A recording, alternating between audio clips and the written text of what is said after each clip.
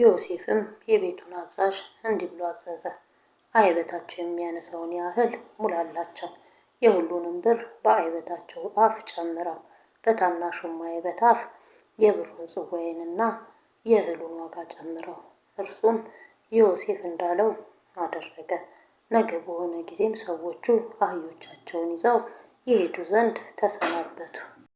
ከከተማይቱም ወጥተው ገና ሳይርቁ ዮሴፍ ለቤቱ አዛዥ እንዲህ አለ፣ ተነስተህ ሰዎቹን ተከተላቸው። በደረስባቸውም ጊዜ እንዲህ በላቸው፣ በመልካሙ ፋንታ ስለምን ክፉን መለሳችሁ? ጌታዬ የሚጠጣበት ምስጢርንም የሚያውቅበት ጽዋ አይደለምን? ባደረጋችሁት ነገር በደላችሁ። እርሱም ደረሰባቸው፣ ይህንም ቃል ነገራቸው። እነርሱም አሉት፣ ጌታዬ እንደዚህ ያለውን ቃል ለምን ይናገራል? ባሪያዎችህ ይህን ነገር የሚያደርጉ አይደሉም። እነሆ በአይበታችን አፍ ያገኘነውን ብር ይዘን ከከነዓን አገር ወደ አንተ ተመልሰናል። ከጌታ ቤት ወርቅ ወይም ብር እንዴት እንሰርቃለን? ከባሪያዎችህ ጽዋው የተገኘበት እርሱ ይሙት፣ እኛም ደግሞ ለጌታችን ባሪያዎች እንሁን። እርሱም አለ፣ አሁንም እንዲሁ እንደ ነገራችሁ ይሁን። ጽዋው የተገኘበት እርሱ ለእኔ ባሪያ ይሁነኝ፣ እናንተም ንጹሐን ትሆናላችሁ። እየራሳቸውን ፈጥነው አይበታቸውን ወደ ምድር አወረዱ፣ እየራሳቸውም አይበታቸውን ፈቱ። እርሱም ከታላቁ ጀምሮ እስከ ታናሹ ድረስ በረበራቸው። ጽዋውንም በብንያም አይበት ውስጥ አገኘው። ልብሳቸውንም ቀደዱ፣ አይበታቸውንም በአህዮቻቸው ላይ ጭነው ወደ ከተማይቱ ተመለሱ። ይሁዳም ከወንድሞቹ ጋር ወደ ዮሴፍ ገባ። እርሱም ገና ከዚያው ነበረ። በፊቱም በምድር ላይ ወደቁ። ዮሴፍም ይህ ያደረጋችሁት ነገር ምንድን ነው? እንደ እኔ ያለ ሰው ምስጢርን እንዲያውቅ አታውቁምን? አላቸው። ይሁዳም አለ፣ ለጌታዬ ምን እንመልሳለን? ምንስ እንናገራለን? ወይስ በምን እንነጻለን? እግዚአብሔር የባሪያዎችህን ኃጢአት ገለጠ።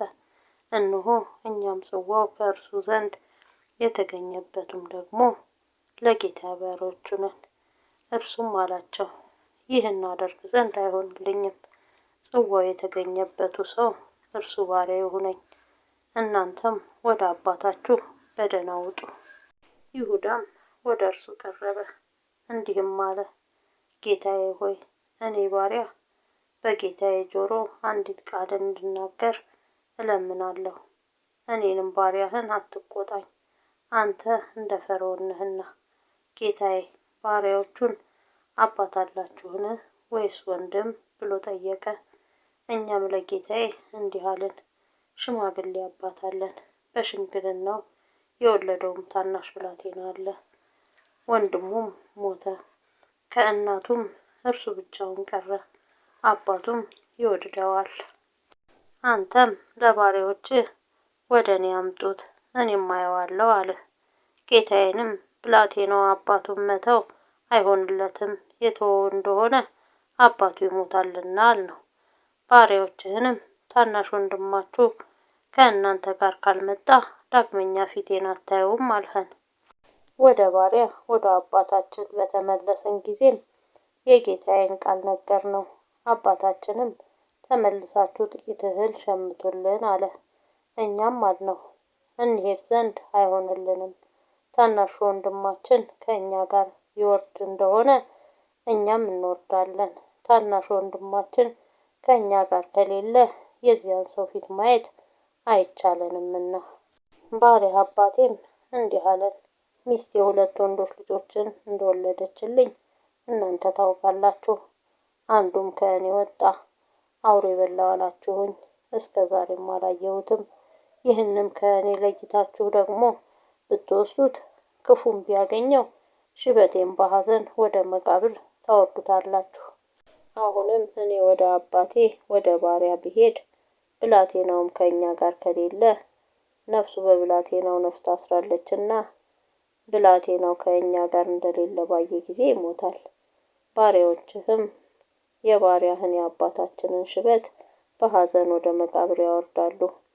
እኔ ባሪያህ በአባቴ ዘንድ ስለ ብላቴናው እንዲህ ብዬ ተውሻለሁና እርሱንስ ወደ አንተ ባላመጣው በአባቴ ዘንድ በዘመናት ሁሉ ኃጢአተኛ ሆናለሁ።